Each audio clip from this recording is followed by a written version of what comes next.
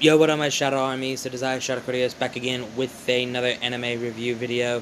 So, this is part 5 of my review to Fairy Tail, the first series actually, and we're going to be reviewing again my thoughts on from episode 151 through 200.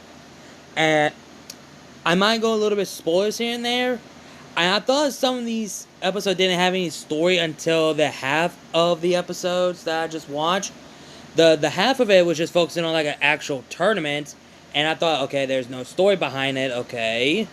And the thing is, when I was continuing on watching it, there is story behind it after the tournament actually, and the reason why, I mean, not after, during in the tournament that there was a separate episode where the world has come to an end in the world of Fairy Tail, where every single wizard was killed because there is a clip going on and dragons come out to attack and kill all the wizard because the dragon came out of fucking nowhere and started going on a fucking rampage and killing all the wizard. So someone has pulled all the string, and the main villain is trying to frame Lucy for because she didn't close the gate, and she closed the gate or something like that, and she would never do that. So the main villain is the one who let the one who closed the gate, etc. And man, one of the episode, I don't remember. The episode was focused on the future, where every single character that you all know is dead, and it was fucking dark. And the last two wizards who were alive were future Lucy and future Natsu. They were the last two Fairy Tail members who lives, and Natsu was the last man who wants to keep on fighting, but they showed the aftermath of the next episode, a few episodes, that Lucy is the one who survived in the future, but Natsu died. Yeah. So Lucy went back in time to warn her past self and her friends about, oh, there's an eclipse gonna happen, that's where the world gonna end because dragons gonna come attack and kill y'all. So yeah, someone is causing this actually happen. So you gotta save the future. If you don't, the future is gonna end up the same way. So I was like, holy shit. That got dark. That episode got dark as fuck, that everyone got killed. And then they show a little bit of flashback and Natsu is dead. They don't show his body, they just show his hand to show you that, yeah, he is dead. And I feel like he was hanging or got spiked down, or maybe he fell to the sky and got stabbed in the back by one of those concretes and died instantly because he wasn't strong enough, because he doesn't want to give up. He wants to honor that name that he is a dragon slayer, and he wants to prove that he could take on all the dragons. But apparently he can't. He died in battle in the future. And, like, holy shit. Like, Natsu actually died. And so, of course, at the end of the day, they actually saved and changed the timeline, because they actually managed to defeat, 7 dragons. And Romeo's father died. Sucks. That was painful. And the one that I was shocked that they killed Gray, but at least they actually brought him back, because he just came back to life. When I think he was after healing, then they just brought him back to life, I guess. And when Gray got shot once in the chest, I was shocked. And he got shot multiple times. I was stunned, and the last thing, the last shot, it aimed right to the fucking head. They show the shadow glimpse of him where he got shot in the head. I was like, God damn! That's fucking gruesome!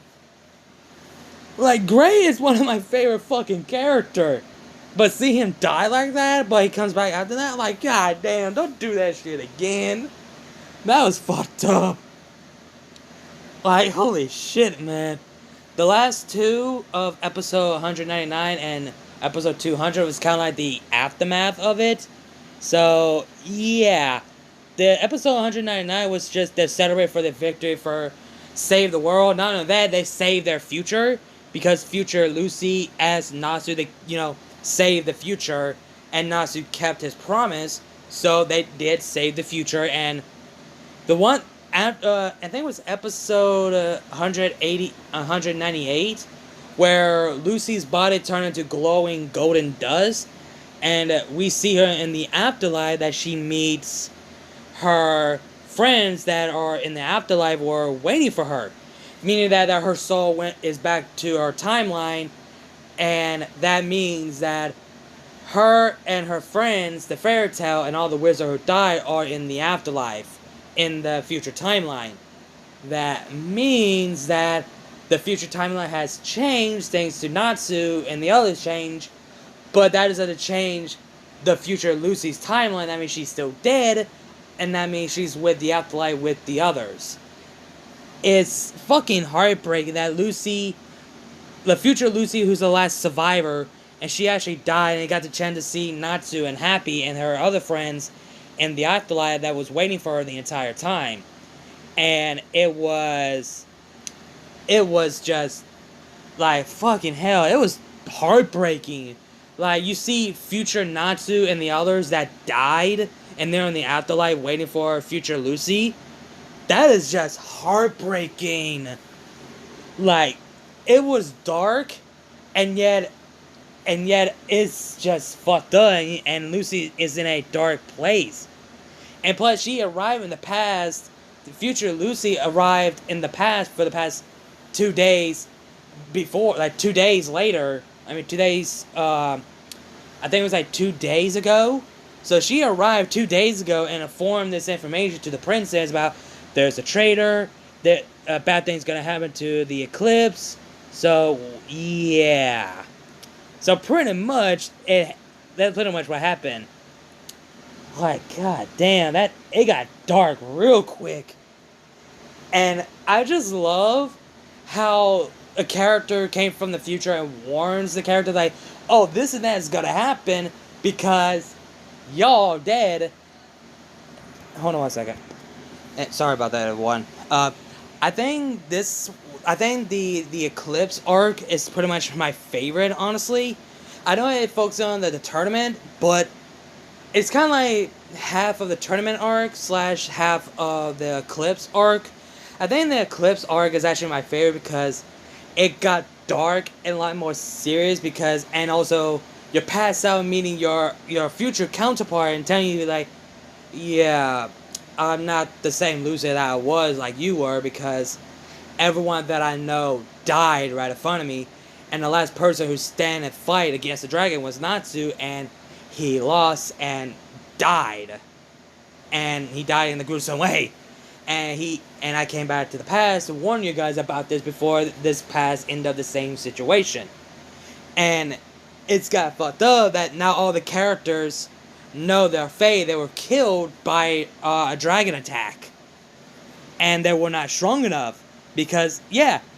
So Gray, Natsu, and Urza were not that strong against the dragons. So they were killed. Like, damn. The 3 powerful wizards died in a battle. I think Gray and Urza died, and Natsu was the last strongest warrior standing and died at the end. Like, holy fuck. It's so dark and yet depressed. It's so dark and so depressed at the same time. Oh man, I feel like I don't want to rewatch that arc because it's just dark and depressed as all hell. Oh my god, I literally have nothing else to say, honestly. Again, it was just fucking dark. Oh my god. It's just fucking dark, man. I don't know what else to say. But anyway, guys, hope you guys enjoyed the video. Like, comment, share, subscribe. Links to my social media, my Discord server, my GoFundMe page will all be down below in the description box. You guys know what to do with all that shenanigans.